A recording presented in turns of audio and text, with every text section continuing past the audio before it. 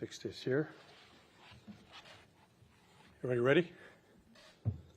Good afternoon. Today I'm going to talk about or walk you through 4 separate incidents involving illegally possessed firearms in our city this past weekend. Each of these incidents represents a troubling trend that we're seeing here that presents illegally possessed firearms escalations and confrontations into deadly or potentially deadly situations. During the midnight shift on Sunday, Foothill Division patrol officers contacted 5 occupants in an illegally parked car. 3 of the occupants exited the vehicle and fled on foot, each holding a firearm. One of the occupants was later located and arrested for possession of a privately made firearm, or PMF, also known as a ghost gun. The additional guns and suspects are still out in the community, and the investigation is still ongoing. Another incident occurred on Cadillac Drive in West San Jose on Saturday evening.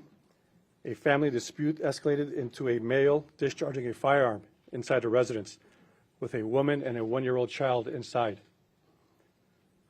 As a result, a special operations activation was required to handle the potentially deadly situation involving this firearm. While negotiating with the individual, the woman and the 1-year-old child were able to escape the residence. The suspect attempted to flee, but was apprehended, and a firearm was located at the scene. The third incident was a homicide that occurred at 2:43 a.m. on Sunday, March 27. During that incident, patrol officers responded to a shooting incident on South 4th Street near San Carlos Street. When they arrived, they located an adult male suffering from at least 1 gunshot wound, and he was pronounced deceased at the scene. The shooter was reported to have fled on foot and still had the handgun. While managing the homicide crime scene, officers were flagged down and called to deal with yet another firearm-related incident less than half a block away. This 4th incident resulted in an officer-involved shooting that occurred at approximately 3:11 a.m. at La Victoria restaurant on San Carlos Street, a few hundred feet away from the scene of the homicide. This incident involved 2 different groups of people who went to the La Victoria restaurant. At the time of the incident, the restaurant was crowded with late-night customers. The 2 groups became involved in a verbal argument with each other that escalated into a physical fight. You will see a video surveillance footage from inside the restaurant that captured this violent fight that left one person suffering from an orbital fracture. During the fight, one individual produced a handgun and brandished it at another male. Seeing the gun, all the occupants and the employees began running out of the restaurant and yelling. A struggle for the gun ensues, and eventually the handgun changes possession more than once. Officers only a few feet away from the restaurant working the homicide scene see people running out and are told by customers that there is a fight involving a gun happening inside the restaurant. Watching people running out of the La Victoria restaurant, an officer believes that an active shooter scenario is unfolding or about to unfold, and broadcasts that information over the police radio.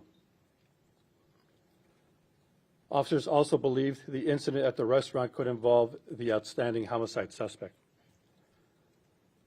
A team of officers approached the restaurant on foot as the fight was continuing. The fight moved out of the front door and onto the landing, where one individual was holding the handgun. Officers gave repeated commands to drop the gun. However, the individual does not drop the gun, and one officer shot more than one time, striking the individual. The individual was transported to a local hospital for non-life-threatening injuries. The individual who originally brought the gun to the La Victoria restaurant and brandished it during the fight was arrested for being a felon in possession of a privately made firearm or ghost gun. I will now play a short clip of some surveillance video from the restaurant.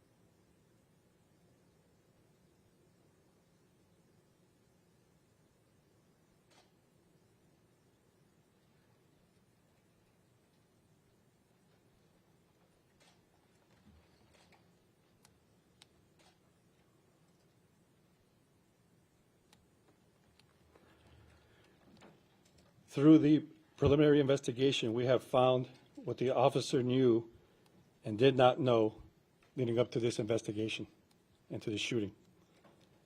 The officer knew that a homicide with a firearm had just occurred and that the suspect with the firearm had fled and could be in the immediate area.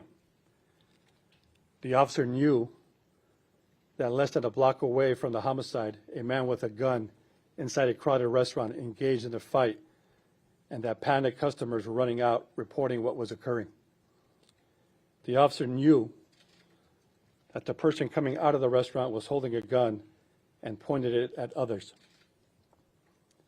The officer knew that that individual holding the gun did not drop it when commands were clearly given to him. The officer did not know who brought the gun to the restaurant. That information came to light after the detectives viewed the surveillance footage after the shooting.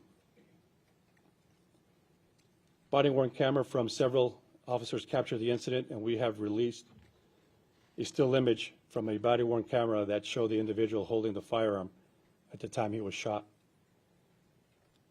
There was one involved officer in this shooting, with several other officers witnessing the shooting. The involved officer has 4 years of experience and is CIT trained and has been placed on routine administrative leave. We will be releasing the officer's name at a later date. A joint criminal investigation by the Santa Clara County District Attorney's Office, the San Jose Police Department's homicide unit, is underway. The case is also being monitored by the San Jose Police Department's Internal Affairs Unit, the City Attorney's Office, and the Office of the Independent Police Auditor. The determination of whether the shooting was lawful and justified will come from the District Attorney at a later date.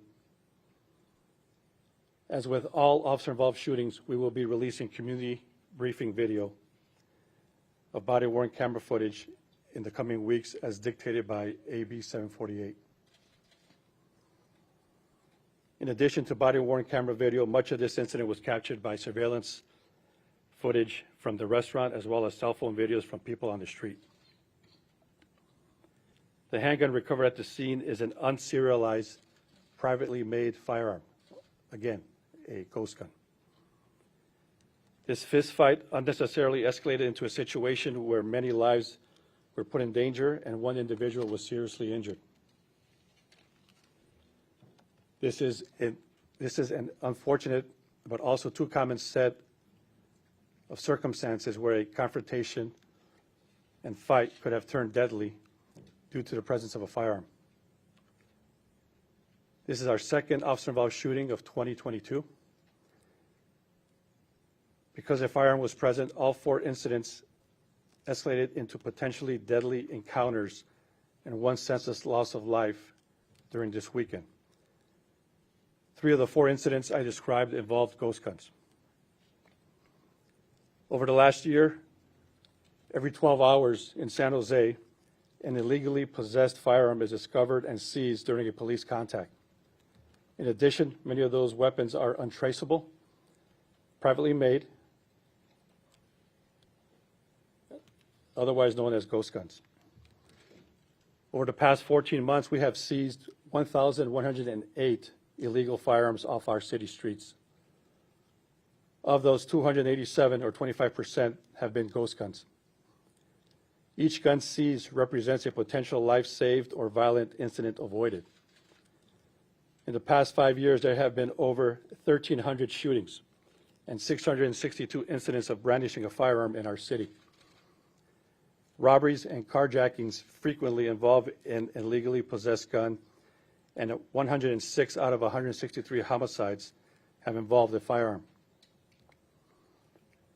Our department has focused our efforts on proactive policing that remove guns from our streets because it saves lives. Throughout our organization, patrol officers, special operations, and detectives are working hard to prevent violent crime before it occurs. They are seizing large number of illegally possessed guns, as well as going after the underground manufacturers that sell and distribute privately made firearms. The photos on the screen are a sample of some of the illegally possessed firearms officers have recently seized.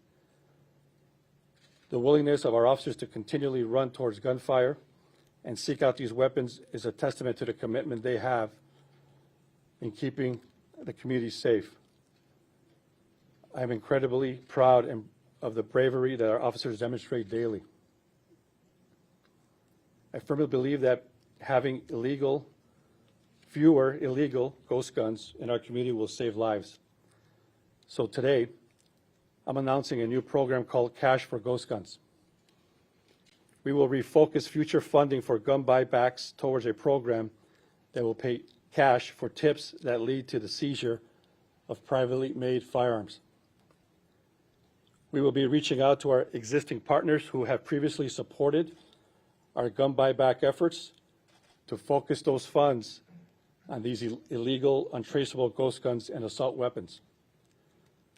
Partnering with our community, I know we can make a dent in the proliferation of these firearms. I believe that targeting these type of weapons and the people who are already prohibited from possessing firearms is the best and most urgent use of funding intended to reduce gun violence. Tips can be made anonymously through Silicon Valley Crime Stoppers online or by calling 408-947-STOP. Cash rewards will be given for information leading up to the seizure of a ghost gun or assault rifle, and significantly more for more information on dealer and manufacturing of ghost guns. Preventing gun violence must remain one of our highest priorities, and we will continue to do so. I'll now take any questions. Chief, so just for clarity, we're not sure, or you're not sure, who actually had the gun, which person brought the gun. That's still being investigated, but it was not the man who was actually shot. Based on the video that we saw, it was someone else that had the firearm. So the person that was shot, based on the video that we just viewed, based on this evidence, we know that he did not bring it. Does he face any kind of charges? No.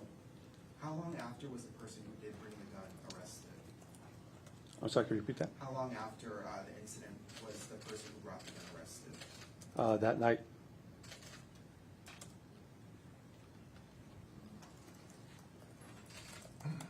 You mentioned an injury. You're referring to, you said something about someone suffering a head injury or orbital injury? That's what you're referring to? Yes, someone injured in the yes, I brawl? was. So there were officers inside before they shot at the person? No, there was no officers inside. The officers were setting up outside, giving commands to the people inside that remained inside the restaurant. What type of training did this officer receive, in order to make that decision? To make what decision? Shooting that person was holding the gun, but who didn't bring it? Well, we received training in any deadly situations, so officers are trained in those type of situations that are a threat, and we have a policy that when officers can use their firearm. So that's the policy and the training that we receive in the academy and at this department. Can you clarify? So there was some video that has emerged from people that maybe were, you mentioned cell phone video from bystanders that were, around the restaurant or on the sidewalk when the shooting occurred. It appears to show that the person that was shot was perhaps shot with his back turned to the officers. Can you comment on, what his position was relative to those officers? Did he have his back turned to the officers when he was shot?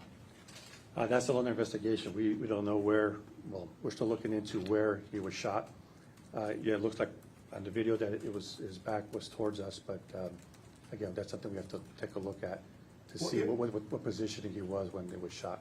If that was borne out, what does your policy say about, someone that may be having a gun, that may be a threat, but has their backs to officers? Is it permissible for officers to shoot someone whose back is turned to them? Well, again, I can't speak to the officers, that's still an investigation, what his statement was or is. What I can say is that the individual that what was presented to the officer was an individual with a firearm. And it was a threat to the people that were inside the restaurant and possibly to the officers that were outside as well. And I'll let Chief Joseph speak to some of the investigation that he's working on. So just a little further on your question, sir, was whether or not someone that had their back turned and whether in fact he did have his back turned.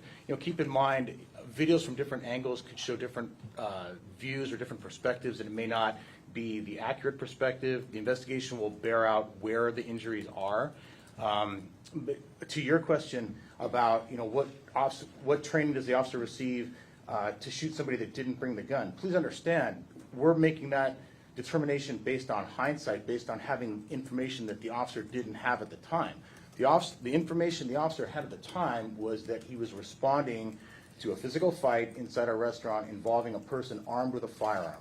That fight was occurring feet away from a homicide that had just occurred involving a firearm. There's a certain amount of urgency that is needed. He's certainly not intending to shoot somebody that isn't a threat, but he did perceive that person, well, it's not a perception, he could see the gun in the person's hand, people bunched in the doorway. That's the reason for the use of force. Do you feel that the person who was shot was given an adequate amount Can of I time can I answer her question first? Yeah, do we know the relationship between the guy that actually brought the gun and the one that was holding it and you got shot at? You mean, was there a previous relationship Yeah, between did them? they know each other? That's still, not to our knowledge, but that's still to be determined. Sir? He ended up with the gun. From the videos that you've been able to review, do you think that the person who was shot was given an adequate amount of time to comply with the officer's orders to drop the gun before the shooting happened? Because it seemed like it happened very quickly.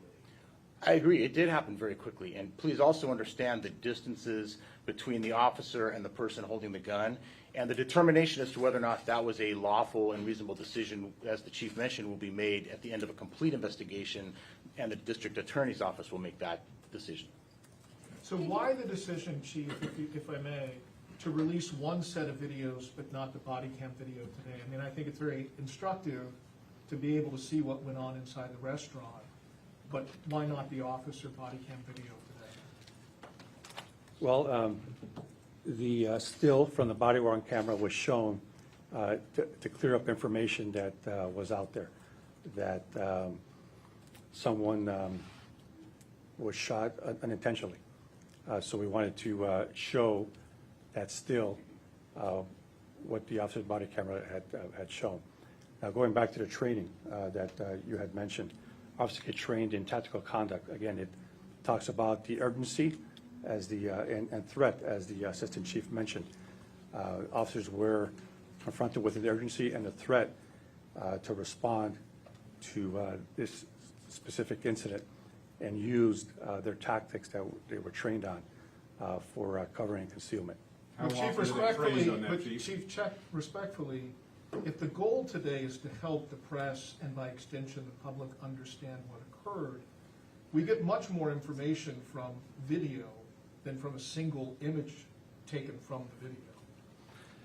Like we said, the body-worn camera video will be released per the law, which is, I think, 45 days. Chief, how much training, you talk about the training, but how often are officers trained in this tactical, I believe you call it tactical combat? Is that once every 3 months, 2 months? It's tactical conduct, Conduct. not combat. And it's part of our de-escalation, so we get trained on a continuous basis through our continuous professional training, which is every year and every 2 years, and as we see fit as well. So officers are continually trained in that tactical conduct. So every year or every 2 years? It's every year that we have CPT, and it has some type of component with de-escalation. So that's part of our de-escalation. That's also weaved in everything that we do.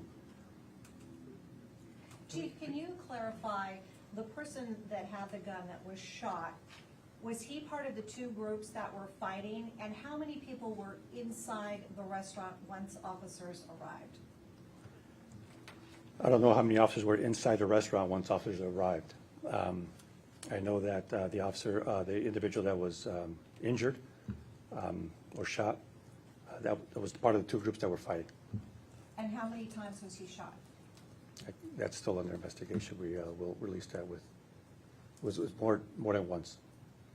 Based on the investigation that you have so far, do you know the person that you got shot and apparently was holding the gun at the time had any intention to do wrong or damage with this gun, or he just tried to split the fight? We couldn't get his statement, and by the video, it shows that he was holding a gun. Is anybody else Has- in the has he- restaurant at the time facing any charges? I'm sorry? Was anybody else who was involved in the fight in the restaurant facing any charges? Not at this time, not that I'm aware of. But the investigation is still going. Has the person that was shot been charged with anything, and is there an intention to charge him with anything? As I mentioned, I think that question was already answered. The person that was shot was not charged with any crime. Is he under investigation? No. We're gonna send you the clip, that video, and we'll make it clear that there's, the gentleman that was shot by our officer is easily identifiable in that clip, and you will see his actions prior to the officer's response. He was the person that was assaulting part of this fight, right? I mean, this whole package will get taken to the DA. If they determine that his actions are sufficient enough for criminal charges, that'll come later. I mean, it's gonna take some time, Devin. So we will send you the complete video, and we will tell you, look at this person's clothing. It's the guy who's wearing the visible bright blue underwear. He was the gentleman that was eventually shot. And then you will see his actions throughout that entire fight and confrontation. There's a part where we zoom in, and he has a firearm, and it appears that he's racking the slide or charging it to load it. Does that make sense? So, I mean, that's the visual.